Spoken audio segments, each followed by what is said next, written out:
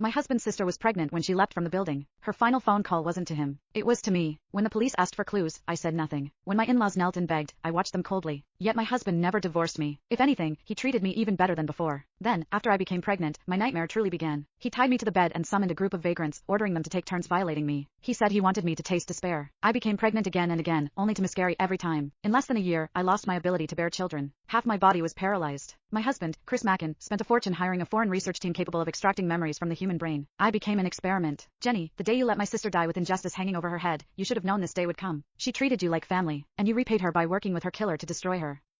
This is your retribution. I lay bound to the bed like a corpse, listening to Chris's hysterical curses. Every word cut like a blade. No, that's not how it was. Then how was it? He roared. Say it. He grabbed my collar, eyes bloodshot as he demanded the truth. The words reached my lips, only to be swallowed back down. Despair crept into my voice as I begged. I can't say it. Please don't force me. His expression stiffened, then twisted into something monstrous. Put the device on her. Extract her memories now. I don't care if she lives or dies. I want the truth. His hatred for me had reached its peak. He locked me inside a glass chamber and had it transported to the city's central plaza. Hundreds of media outlets were invited to witness what he called the unveiling of the truth, what was, in reality, a public execution. 2 years ago, countless people had seen Lisa Mackin, 5 months pregnant, jump to her death. The case drew enormous attention, especially since the police had never solved it. Over time, the incident only continued to fester.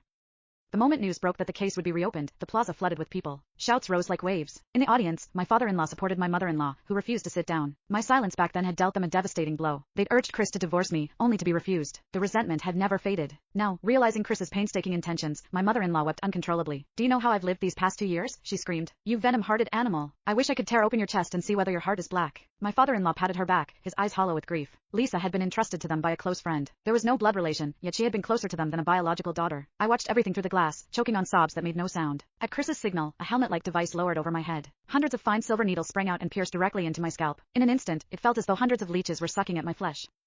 The tearing pain forced screams from my throat. Chris listened to my shrill cries, excitement flickering in his eyes. Sir, one of the technicians said nervously, her body is too weak. If we don't administer nutrients first, this could be fatal. Absolutely not. Chris snapped, eyes blazing with malice. Inject adrenaline. Let her die after the memories are extracted. The technicians hesitated, but under his authority, they could only comply. A syringe of adrenaline was pushed into my body. As the liquid surged through me, my entire being jolted into an unnatural state of stimulation. The memories buried deep inside began to churn. At Lisa's grave, Chris had already been kneeling for 2 hours. I approached with flowers in my arms. Looking at Lisa's smiling face in the photo, my eyes reddened. Just 2 days before her death, we'd gone shopping together. As I bent to place the flowers down, Chris suddenly snatched them from my hands and smashed them into my face. Don't stain my sister's grave. I trembled, bitterness lodged in my throat.